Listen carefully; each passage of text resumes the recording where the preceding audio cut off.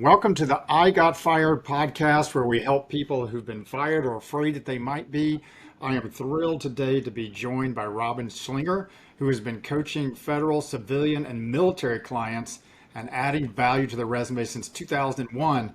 In 2006, Robin started her own company, Robin's Resumes. And in addition to being the owner of Robin's Resumes, she was a senior human resource specialist supporting senior executives at NASA since 2015 and has earned several awards for excellence. She has earned numerous resume writing and career coaching certifications. Well, welcome, Robin. Hello, thank you for having me today. I'm really pleased to speak to people looking for jobs. That's been my mission in life for the past 20 plus years, and I'm happy today to share some of my expertise. And Tom, do you have any questions for me today? Yes. So if you could just tell me a little bit more about your background. I read a little bit about your bio there, but I see that before you started working on resumes and being a career professional, that you actually have a Bachelor of Science in Chemical Engineering. So tell me how you went from chemical engineering to what you're doing now. Very happy to do so. When I was applying to schools, I applied to several schools looking at law, and MIT wrote me a letter asking me to apply. And I always had an interest in science and in writing. But when MIT accepted me, I decided to explore my science side. And for 20 years or so, or a little bit more, I worked in industry. And every place I would end up working, I'd end up writing for the top person at the location, translating science into forms that were more digestible by common folks. So I combined both my science background as well as my engineering background and really enjoyed the writing part. And many years ago, I took a buyout from one of the companies I was working for. And I had a friend of mine who had a resume writing business in Macon, Georgia. And I was helping her with her financials because I did financial work as well as helping her develop her first website. And she said, I'll show you how to write resumes. So I learned how to write resumes and have since been doing that. Did that for my first 5 or 6 years with her, and then chose to branch out on my own. And it was a business that focused on, because it was outside of an Air Force base, on writing federal resumes. So that was my step in learning how to write federal resumes. But I also took my technological background and became very well versed in applicant tracking systems and one of the first experts in doing that across the country. So I speak a lot about applicant tracking systems and federal resumes. And in 2015, NASA reached out to me looking for somebody to help them with their senior executives to write senior executive service resumes and presidential rank awards. And I started writing for them, and I've been writing for them ever since. So now it's been nearly 8 years that I've been writing for them. That's fascinating. So, well, I definitely want to get into talking about the federal sector, where I know you do both private sector and federal sector. Yes. As you know, there are not many people who do federal sector because it's so different. I've talked to a number of career professionals who are like, I'll do everything in the federal sector. I don't want to touch that. So I do want to talk about that. But it intrigued me, the applicant tracking systems, because obviously those are have come along leaps and bounds. I mean, we use them when we're hiring for our firm.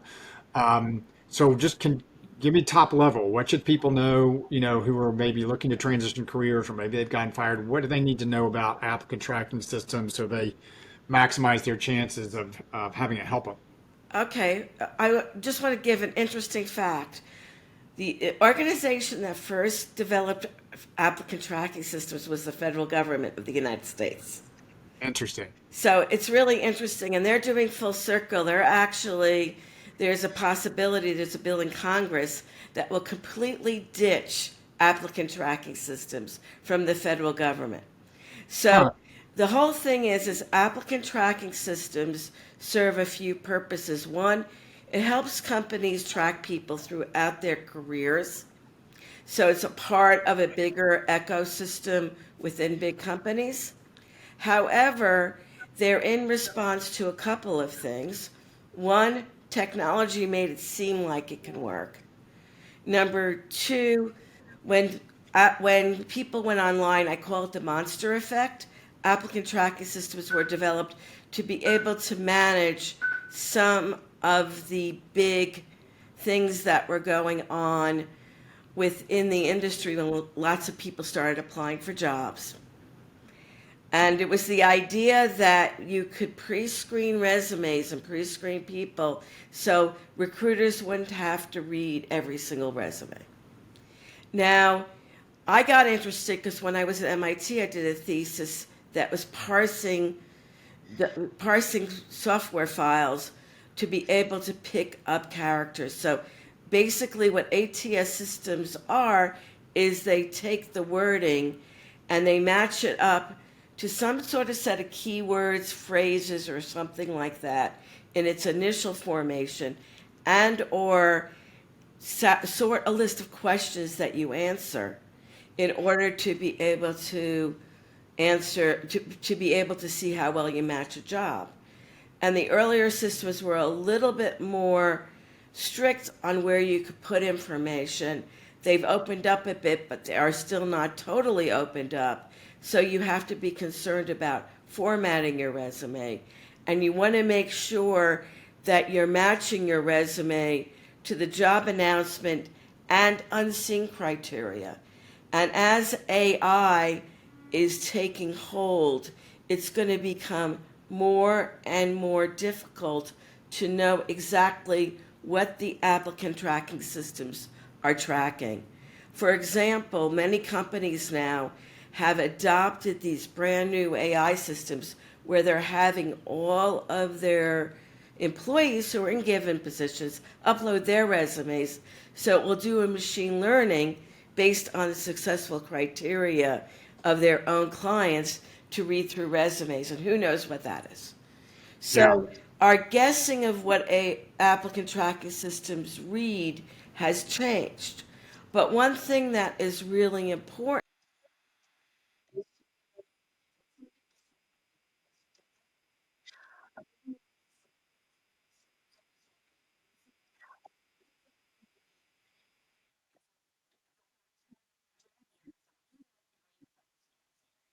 Right.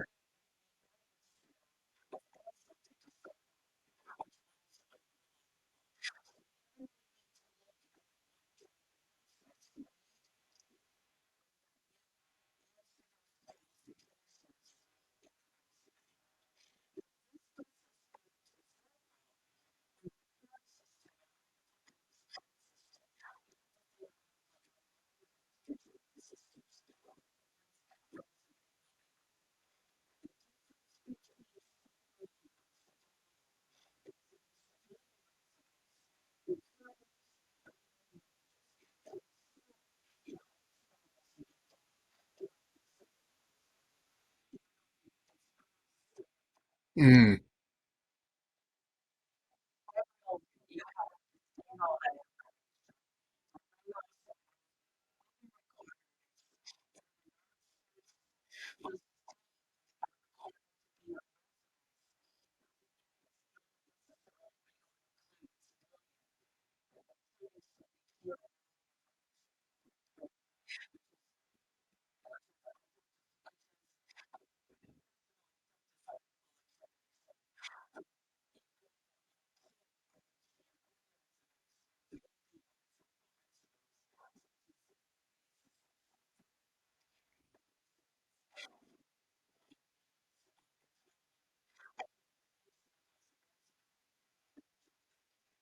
Yeah. Yeah.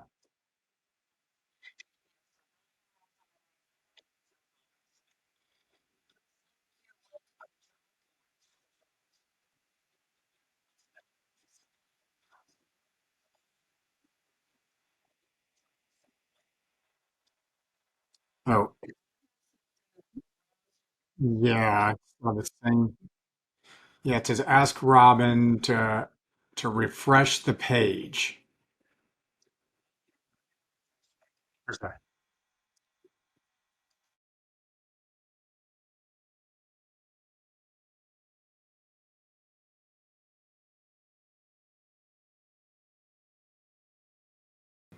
I'm back again. Okay, I think we're good. Okay, so it's audio Okay. recording is higher quality. So hopefully we can get back to it. Where I was Yeah. saying, when you're looking for a civilian job, you're going to use job boards such as Indeed, LinkedIn.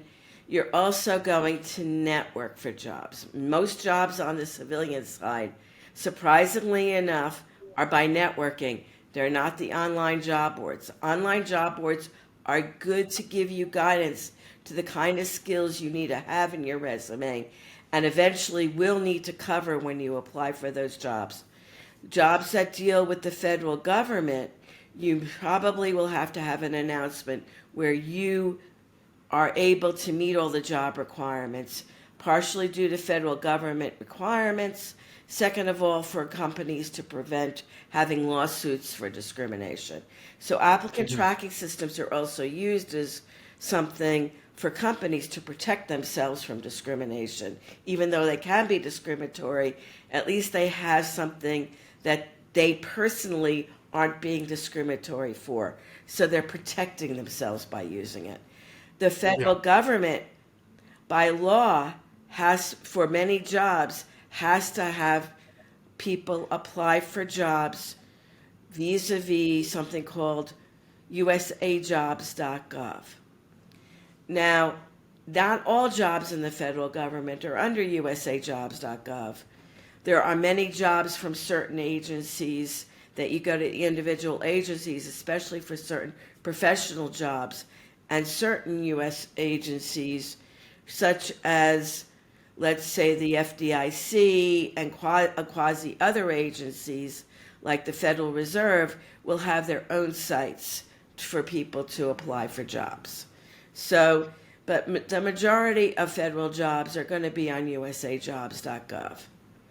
And that is just a giant job board where you Got it. search it like you're going to do a regular job board, but it's actually in certain ways easier to find out what job you can get into. Federal jobs, when you read a job announcement, you have to match all of the job requirements.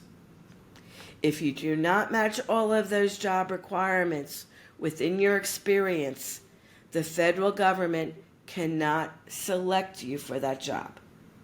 Mm. Interesting. Federal jobs can be open for a few days or about a month. Some are a little bit more, but most are for a week. If a job is listed under what's called the senior executive service, which is the equivalent to a general in the Army, but most other jobs are going to be listed for if they're listed for 7 days, that's kind of a guide, or more, that's kind of a guide. They may not know who exactly they want. If they're listed Yeah. for less than 7 days, they kind of use it as a guide. It's not official. If you're not the person who's networked to that job, probably go on to the next job. For senior executive service, generally they're open for a month. Sometimes more. If they're open for a lot less, in many cases, they may know who they want. Hmm. Now, federal jobs, some jobs are called open to the public. That means anyone who is a U.S. citizen, and a few jobs if you're a national, but not if you're not a U.S. citizen or a national, you can apply for those jobs. And people in the federal government can apply for those jobs, and people in the military can apply for those jobs. Other jobs may only be open to folks who are currently in the federal government, and it will state that. And other jobs may be open for people in the federal government or in the military or have been in the military, and certain categories who've been honorably discharged and have served in certain periods of time. I'm not going to go into that now. That's a little bit more complicated, but you can check with the VA if you're eligible for veterans preference, if you're a veteran. And if I know in the private sector, you know, you people are looking at LinkedIn, they're looking at social media, you want to have those profiles updated. Is that also true in federal sector, or is it less important? It's less important to have the media other than perhaps to connect to somebody, because even though officially networking is not supposed to help with the federal government, realistically it does. There's certain agencies which don't like you to say that knowing the people help, and I know that I've been slapped by that. But I know in those agencies, networking is the only way to get the job. Absolutely. So it's Yeah. it's it's a game, but you do need a network, but you don't need the social media profiles. They're not going to look at them, and you certainly do not want to be on TikTok if you're looking for a federal job Oh, yeah, right. Yeah. because it's not a good place to be. It's not a good look. So No, so I'm yeah. just giving you that. And if a job is open to the public and you are a veteran, you may only need to meet the minimum requirements for that job. Especially if you're a disabled vet, you may still be able to apply and be put on the top if it's open to the public, or if you read it and look at the criteria. If you are not a veteran, and for most other people, not only do you need to be qualified for the job, you need to be best qualified. Now you're going to figure out how to make yourself best qualified. In every job announcement, there is, or most job announcements these days, about 90% of them, there's something called an online questionnaire. So you're going to apply using USA Jobs with either a resume that has all the information that's required, or using the online resume builder, which is really like an online applicant, online job application. And you're going to find in the job announcement itself something called an online questionnaire.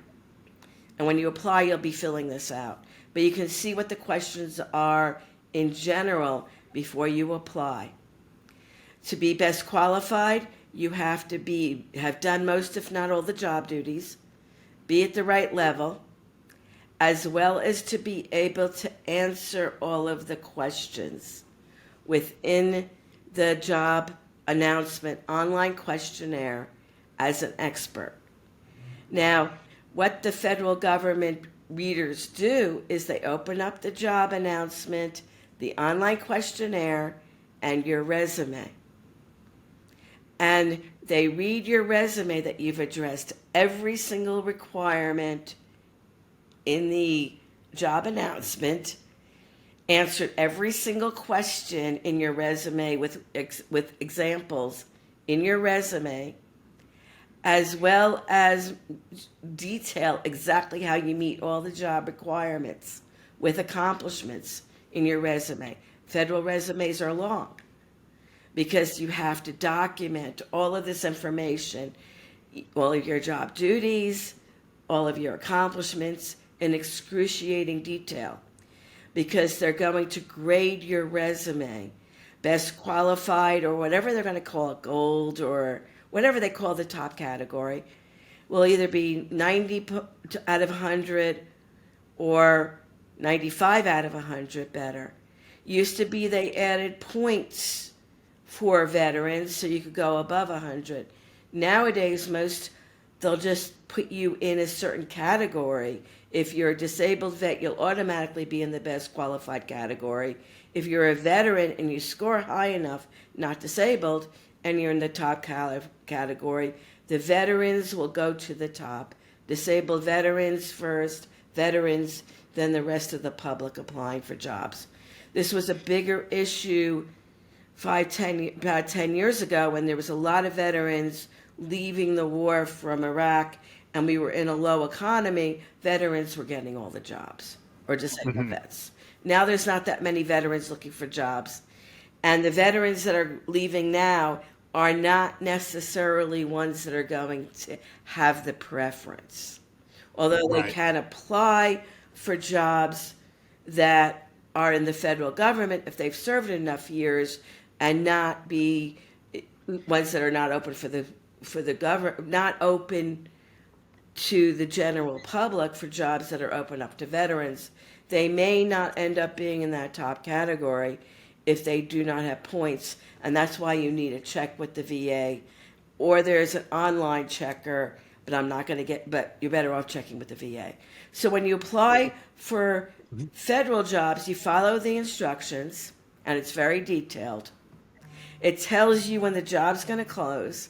It gives you all the information behind that job, and you're just going to follow those instructions. You're going to be paid the lowest end of the salary for the grade that you're in the city that you're in. So they'll give you a range. You're going to get paid that low end of the range unless you're currently working for the federal government and earn more.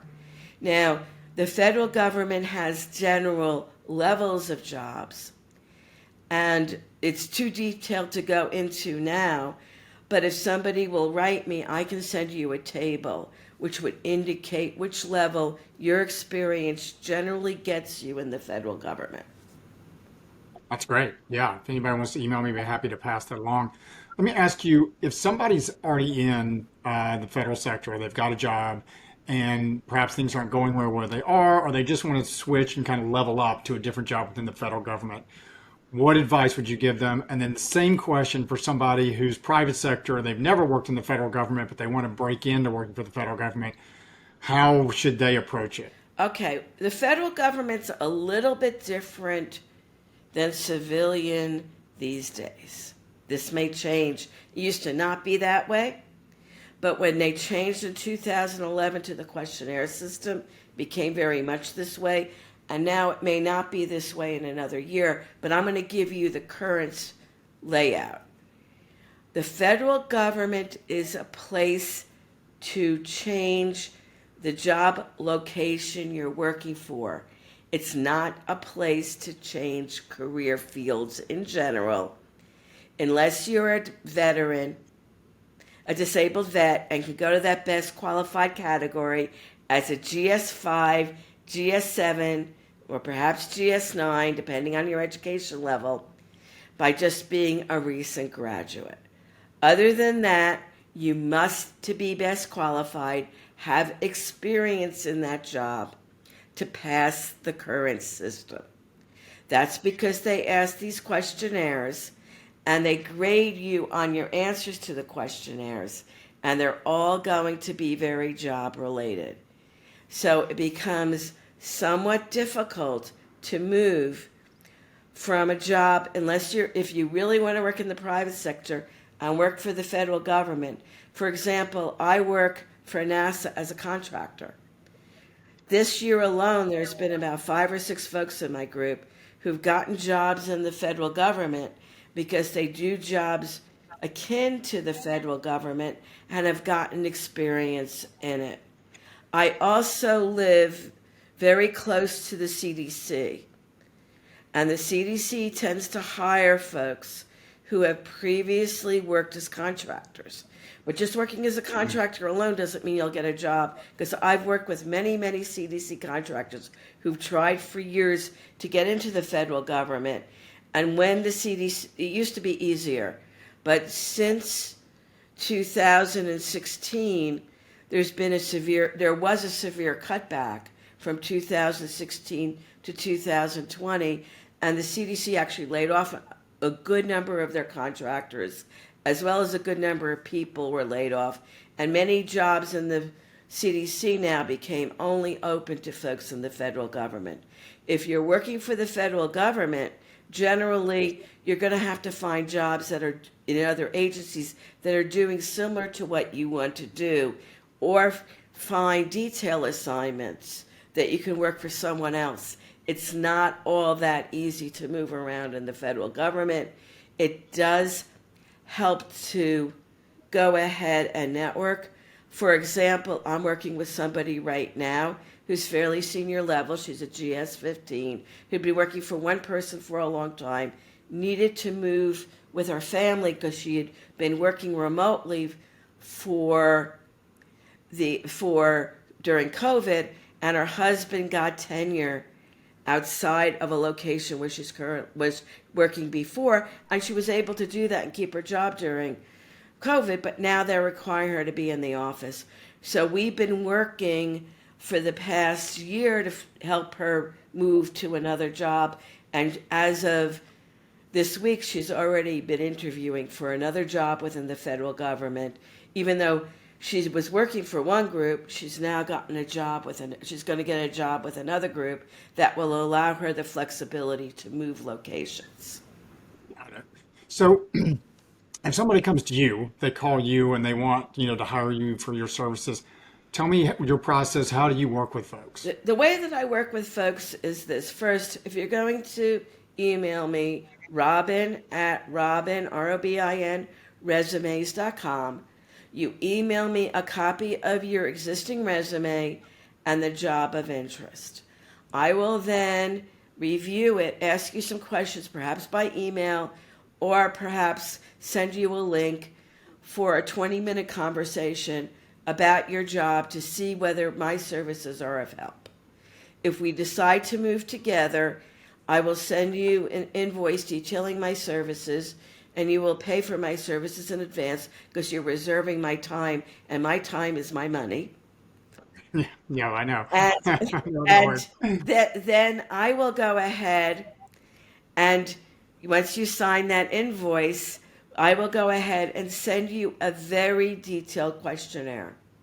I can work by interviewing, but I prefer that you fill out that questionnaire, especially folks that are technical or high level, so we don't have any mistakes in the transliteration. You have time to think through things.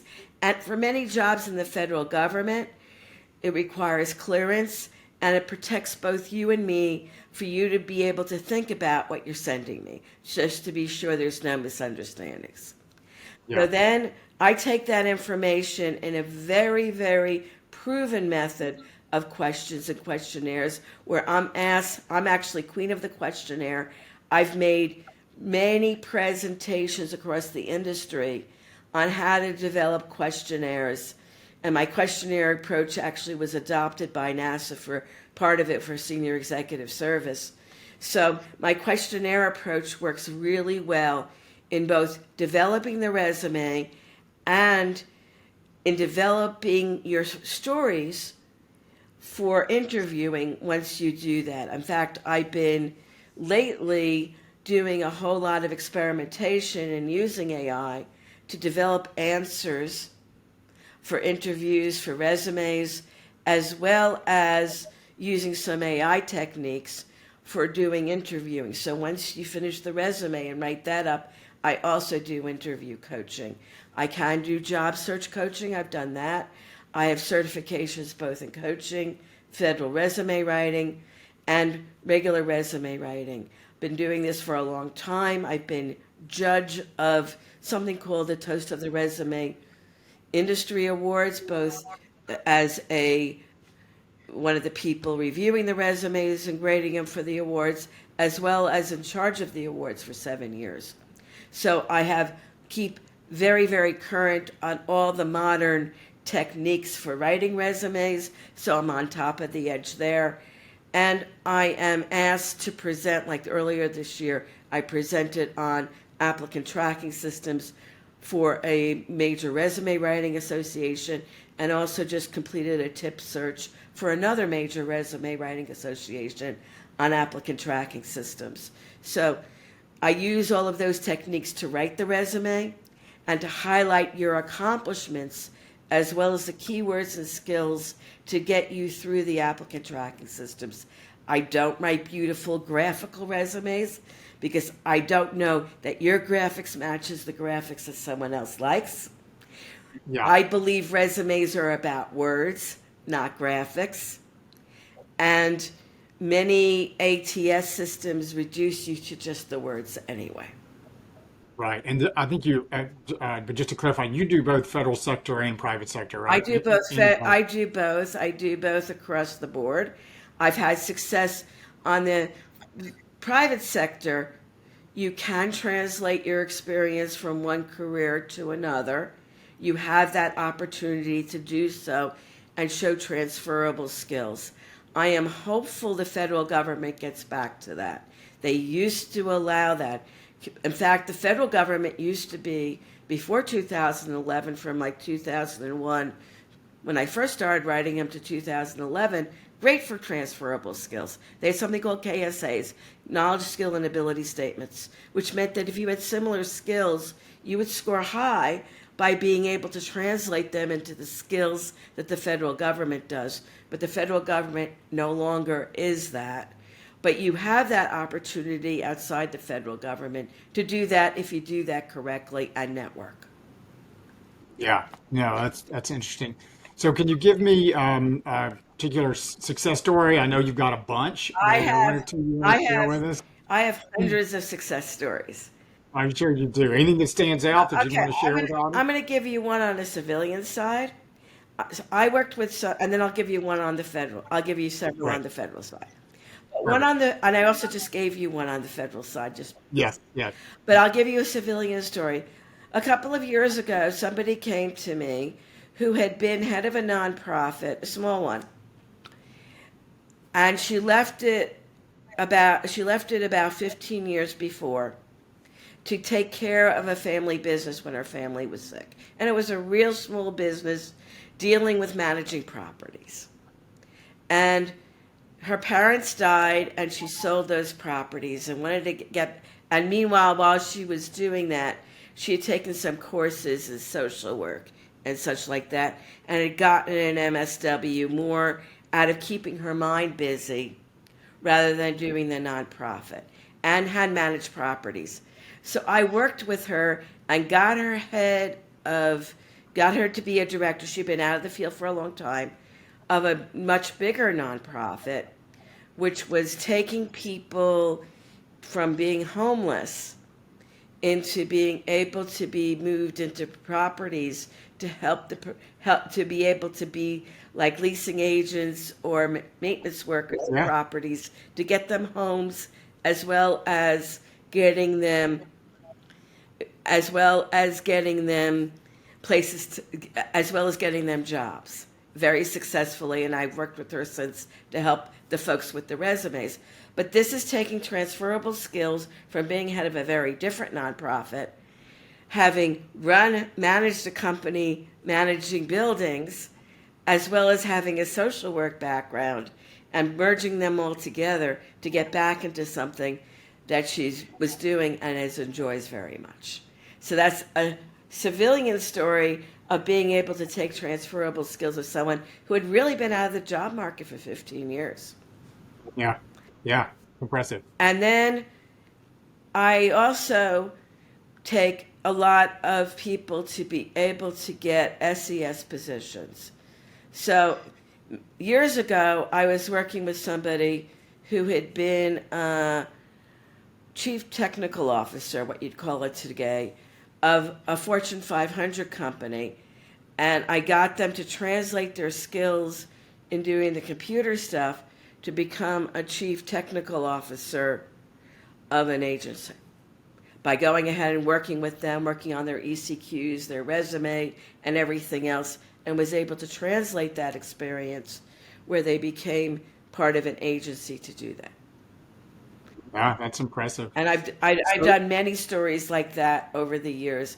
I have I probably have helped well over 1,000 people. I've helped well over 400 people get SES jobs. So I can't even count the number of thousands of people I've helped with jobs over the years. yeah, and I'm sure, I mean, the return on investment for what folks pay you, they must get many-fold returns because I'm sure they get better jobs and they get better jobs more quickly than if they were doing it on their own. Yeah, if you do a table of what an additional $10,000 to $20,000 is worth during your career. So you get $20,000 more during your career, and you have 30 years to work plus your pension pays on that. And remember, inflation, that 20 moves up even higher. But let's say 20,000 times 10 years, that's still a very substantial amount of money. That's over $200,000, and it's going to Yeah, multiply even higher. So it's a lot of yeah, money that you put on the table, and it's not only money, it's life satisfaction. Because I sure. firmly believe once you earn a certain amount of money, and you can take care of your needs. It's not all about the money. It's really much more about life satisfaction. Quite frankly, I possibly could have earned more had I stayed as an engineer. Oh, sure. Yeah. But I'm sitting here now. I'm of age.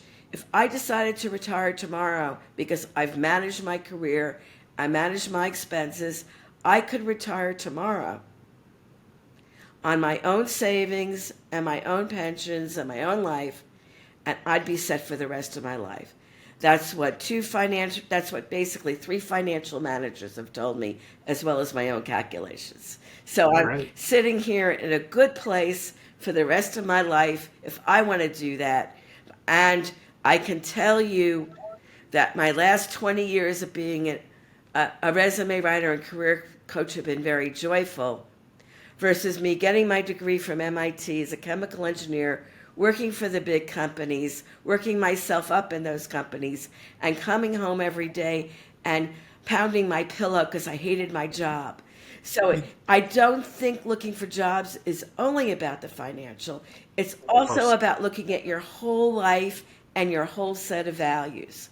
For example, the person I told the other success story for, which she had a job she liked working for her boss. It had a lot more prestige than the job she's looking for that she's probably going to get right now. But the job she's going to get right now is the right one for her family and will bring her more joy. Yeah, I think that's an excellent point. When you talk about, return on investment, it's not only the money, it's what's frankly more important. It's your time and your life. Like, how are you going to spend your time on this earth? Absolutely. I mean, I'm still doing this career field I'm in because I wake up every morning running to get to my computer to be able to start writing or working with my clients because it just brings me a lot of joy. Yeah, that's fantastic. Well, Robin, we're going to put in the show notes how to contact you. I think you mentioned your email. Any other ways that folks, if they're trying to find you, what's the best way to reach That out? probably the best way is by email. You can always text me on my phone. I mean, I'll respond either way. And you've got a website I have that a you've got website, to, Robin at well, robinresumes.com. There's a contact form on my website. I'm also in LinkedIn as Robin Resumes, on Facebook. You people can find me. My name, Robin Schlinger. There's only three in this country. really? Name. That's They're all impressive. around my same age, but I'm the only one that's a resume writer. One is a magnetic jewelry designer and lawyer, and the other one is a chief financial officer somewhere in New York. So Oh, that's so fantastic. those are the only Robin Schlingers that I know of in the United States. That is too So funny. So you're not hard to I find. am So not folks hard to want to, find. My name is unique. all right, Robin. Well, I really appreciate it. This has been fantastic. I think it'll be really helpful for any kind of job seeker, but particularly for folks who are looking at federal sector, which is, just a different kettle of fish. So thank you again. And I'll let you get back to doing the work you love. Thank you so much, and I hope that this has been useful to the folks who are listening. Just let me know. Okay, very good.